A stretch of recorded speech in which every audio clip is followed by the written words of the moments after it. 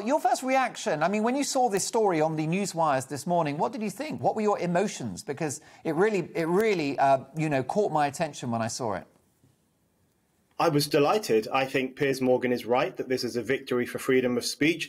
I think it's a victory for freedom of speech against a new form of aristocratic tyranny, because what we had here was a duchess and her army of woke cheerleaders trying to punish a broadcaster for questioning her truth, for questioning what she said. I'm sorry, but in a free society, people have to have the right to question figures of authority, including duchesses, and including the patron saint of wokeness, which is what Meghan Markle has become. I'm really worried about this kind of force field of blasphemy that has been put around Meghan Markle. No one is allowed to criticize her. No one is allowed to raise any questions without being accused of racism or without being reported to Ofcom.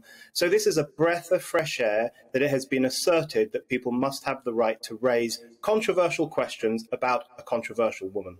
And reassuring that the broadcast watchdog, a public body, hasn't been sort of caught up in this sort of woke wave. They've stood their ground and they've rescued free speech. They have stood their ground. I mean, there are a few things in the Ofcom ruling that I find a little bit worrying. You know, I don't think they need to over-egg the pudding in terms of telling ITV to add make certain announcements when they talk about certain issues or to take more care. I mean, my preference would be Ofcom backing off a lot more from broadcasters and not telling them what to do. However, it is surprising and refreshing that they have taken this stance, that they have taken a stand against the woke mob. The woke mob lines up behind Meghan Markle all the time, and Ofcom has clearly taken a stand against that and said, no, freedom of speech is more important than your feelings and more important than Meghan Markle's feelings.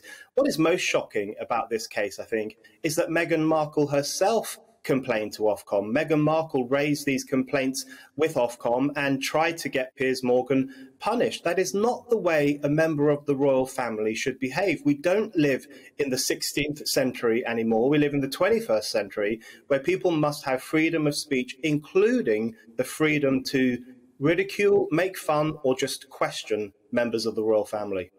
Well, yes, and Piers Morgan has considerable broadcasting and journalistic pedigree, doesn't he, Brendan? And this is a vindication of his instincts all along. I wonder whether ITV are regretting their decision to let him leave. Of course, they've been very clear that he went of his own volition, but we're told it's because they requested an apology. But he was right all along. He was right all along, and I'm sure ITV regrets it enormously that they essentially forced him out of Good Morning Britain, because that programme has not fared particularly well since he left. He was the big draw, he was the big star, and I think it suffered enormously when he was essentially elbowed out for refusing to apologise. He was absolutely right to refuse to apologise, because I think that would have set a dangerous precedent, because what it would have said is that Harry and Meghan are off limits. These are two people you're not allowed to criticise. And one thing that worries me is the way in which anyone who does criticise Meghan Markle, including Piers Morgan, is instantly referred to as racist. And this is one of the most underhand tactics of the woke mob. They will call you racist, they will call you Islamophobic, they will call you transphobic. They have all these terms that are used to demonize critical speech and to demonize anyone who disagrees with them. And they particularly do that around Meghan Markle. You will instantly be called a racist if you question anything that she says or does. And that's a really poisonous way of approaching public debate, because it just, instead of engaging in critical, constructive discussion, it writes certain people off as being beyond the pale and not worth listening to. So again, I'm glad Ofcom has stood up against that kind of culture and asserted the right of Piers Morgan and others to have that freedom of speech. Well, that's right. Criticism of a royal as being somehow a racist impulse will stick in the craw for the likes of Ferguson, Sarah Ferguson, Fergie, of course, as she's known, and her daughters Eugenie and Beatrice, who have received dogs abuse for decades. I mean, relentless in the case of Fergie. I mean, she's had so many column inches, almost all of them negative. So that one certainly doesn't stand up. I mean, briefly, whilst I've got you here, Brendan, Ofcom didn't actually sort of verify or support what Piers said. They've not said, look, Piers was right to say this.